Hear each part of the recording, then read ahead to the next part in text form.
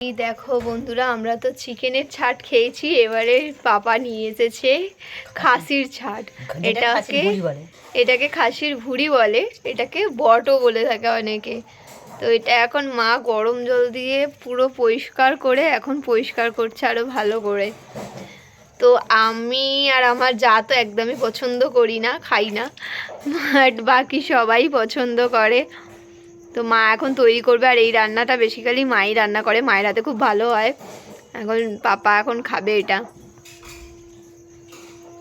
তো তোমরা কারা কারা খাসির বট খেয়েছো অবশ্যই কমেন্টে জানিও, এবং কেমন খেতে হয় অবশ্যই কিন্তু জানিও। আমার গন্ধ লাগে। এগুলোকে চোস্তা বলে। চোস্তা? আচ্ছা, এইগুলোকে চোস্তা বলে। ওটা একটা একটা মোটা মোটা থাকে, এটা চোস্তা বলে। বাবা, মানুষ কি সব খায়, কত কিছু হয়। মানে কোনো কিছুই ফেলার নয়, মানে একটা খাসির মানে কোনো কিছুই ফেলার নয়, মানে তার ভুঁড়িটাকেও পর্যন্ত মানুষ খাচ্ছে, কিছু বাদ নেই। সব কিছু, হ্যাঁ, সব কিছুরই ফুনমানের এগুলো দেখাচ্ছে না। হ্যাঁ, সব খাচ্ছে। তো চলো মা আজকে এটা রান্না করবে, তোমাদের সাথে দেখাবো মা কি করে এটা রান্না করছে। এখন আর কিচ্ছু ফেলে না, আগে ফেলছে মানুষ, এখন কিচ্ছু ফেলা যায় না। এটা গায়ে কি লেগে আছে? এগুলো লোম নাকি? এগুলো সব চর্বির মধ্যে আটা লেগেছে। চর্বির মধ্যে আঠা? চর্বিগুলো হলুদ হলুদ হয়ে যায়, পেটের ভেতর থাকে তো। হ্যাঁ হ্যাঁ, চর্বিগুলো হলুদ হয়ে যায় পেটের খাবারে যেতে। ও আচ্ছা। গুড ইভিনিং বন্ধুরা, সকলে কেমন আছো? আশা করি খুব ভালো আছো, এবং আমিও খুব ভালো আছি। সন্ধ্যাবেলায় আজকে চলে আসলাম নতুন আরেকটা রেসিপির ব্লগ নিয়ে।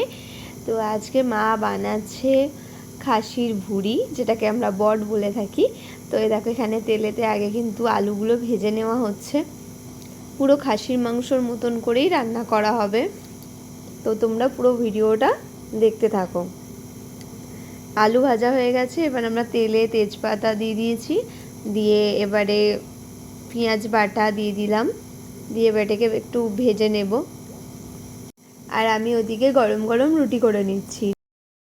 এবারে আমরা দিয়ে দেবো আদা রসুন বাটা, এরপর ভালো করে মশলাটা কষে নেব, তারপরে দিয়ে দেব বট, যেটা আমাদের সেদ্ধ করাই আছে। তোমরা কারা কারা খাসির বট খেয়েছো অবশ্যই কমেন্টে জানিও, এবং কিভাবে রেসিপিটা বানিয়েছো। আর আজকে আমার এই রেসিপিটা ভালো লাগলে অবশ্যই লাইক কমেন্ট করো এবং শেয়ার করে দিও, এবং যারা আমার নতুন বন্ধুরা তারা আমার পেজটাকে ফলো করে দিও। এবার এক এক করে সমস্ত মশলা দিয়ে দেব। প্রথমেই দিয়ে দেব গোলমরিচ গুঁড়ো। এই সমস্ত রান্নাগুলো একটু ঝাল ঝাল হলেই বেশি ভালো লাগে খেতে। তার সাথে দিয়ে দেবো হলুদ গুঁড়ো, ধনে জিরে গুঁড়ো, পরিমাণ মতো নুন, একটু সামান্য মিষ্টি দিয়ে ভালো করে মশলাটাকে কষে নেব।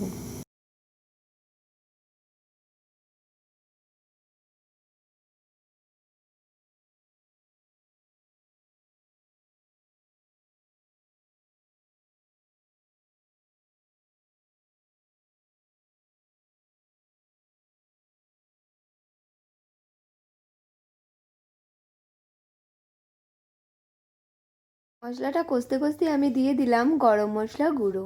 এটা তোমরা রান্নার শেষেও দিতে পারো, রান্না করতে করতেও দিতে পারো। তো মা এখানে রান্না করতে করতেই কিন্তু গরম মশলা গুঁড়োটা দিয়ে দিল। দিয়ে এইভাবে কিন্তু আমরা লো ফ্লেমে কষতে থাকবো ঢাকা দিয়ে। না, মশলার গা দিয়ে তেল ছাড়ছে। এবারে আমি 10 মিনিটের জন্যে ঢাকা দিয়ে দেব। এই দেখো বন্ধুরা, আমাদের কিন্তু মাংস গা থেকে তেল ছাড়া শুরু করে দিয়েছে, এবং কষাও কিন্তু প্রায় হয়ে এসছে। এবার আমরা জল গরম করে রেখেছি মাংসে দেওয়ার জন্য। আজকে রাতে ডিনারে তো আমরা তো বট রান্না করছি, তোমরা কি রান্না করছো অবশ্যই কমেন্টে জানিও কিন্তু। কষার কি গন্ধ বেরিয়েছে, যারা খায় তারা তো বাহ বাহ বলছে, আর আমি আর আমার যা নাক টিপে আছি। অনেক কিছু চাটও হয়। হ্যাঁ হ্যাঁ, ও যারা খায় না এক গ্লাস দারু, তার সাথে চাট, ও আর কি চাই। তার সাথে একটু রোমান্টিক সং চলবে পাশ থেকে, আর কি।